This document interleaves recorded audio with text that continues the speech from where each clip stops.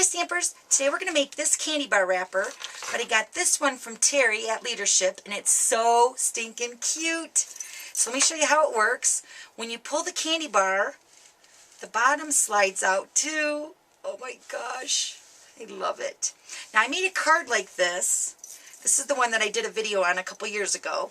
And you pull the card out on the top and it also slides on the bottom. If you want to look at my gallery, I have this video still there. Okay, so but we're going to go ahead and make this one today. Let me show you that one. Cute. Okay, so let's go ahead and get started. Okay, so first we're going to cut a strip of the plastic grocery bag. This is going to be for the slider. And what you're going to do is you're just going to go ahead and cut. It's about 1 inch wide. Let me get this here.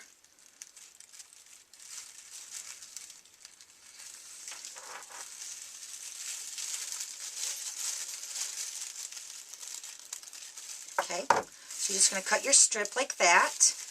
You want it long enough to wrap around the card, and I'll show you that here in a minute. Okay, so I'm going to use the Crumb Cake cardstock. Let me get my cutter here. Okay, so you're going to first start your score line at 2 7/8.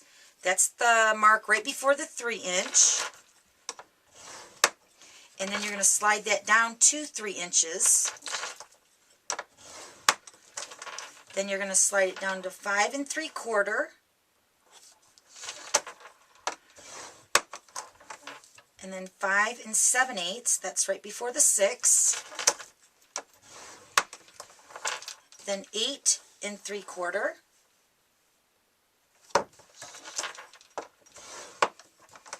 And then 8 7/8. That's the mark right before the 9.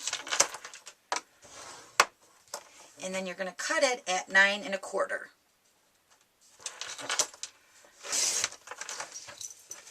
And then you're going to turn it and you're going to cut this at 6 inches.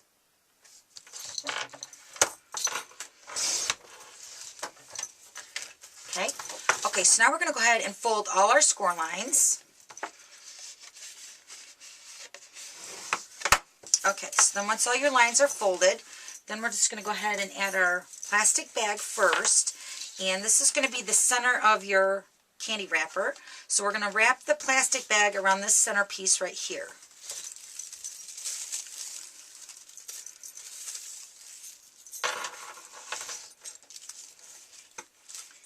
And you want to wrap it as close as you can to this edge, only because this side's going to fold over and stick down here, so you don't want that to interfere with the sliding part. And then I also find that bringing the bottom part of your plastic bag up and overlapping it over top of the top part makes the slider work a little bit easier.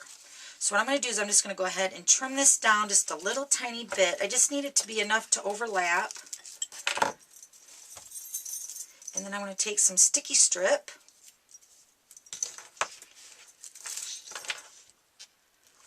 Just put some on there.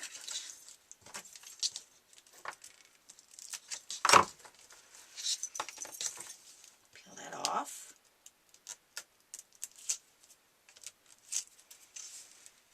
Okay, and you want this snug. You don't really want it super tight. So then you're just going to bring that bottom piece up and adhere it to that sticky strip, just like that. And then you want to slide that down to the edge. Not all the way down, but pretty close to the bottom. And then add another piece of sticky strip.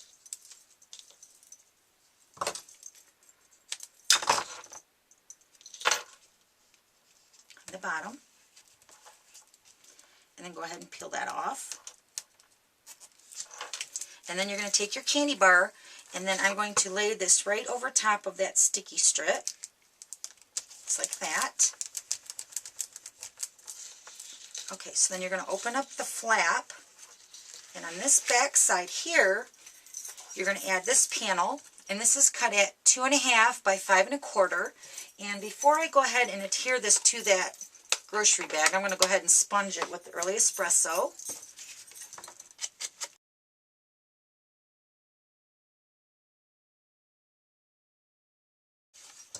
Okay, so then you're going to take another piece of sticky strip, and this time the sticky strip is going to go up towards the top onto your grocery bag.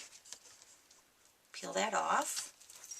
And then the side that I sponged is going to go face down. So I'm just going to put that right over top of that sticky strip, just like that. Okay, so now we're going to go ahead and stamp. So now this is going to be the front of my candy wrapper. So I'm going to stamp this panel right here. And I'm using the stamp set called Eat Chocolate. We're using the So Much Chocolate, So Little Time for the outside. And I'm going to use the Crumb Cake ink for that. Let me just open this up all the way here.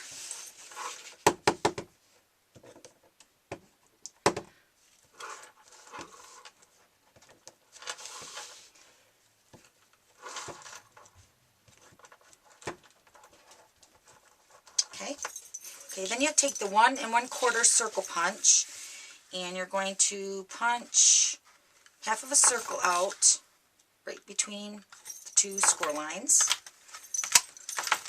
like that. So then when you close it, this is going to be the little pulley here. Okay, so now the last step was we're going to add some sticky strip over here to this edge.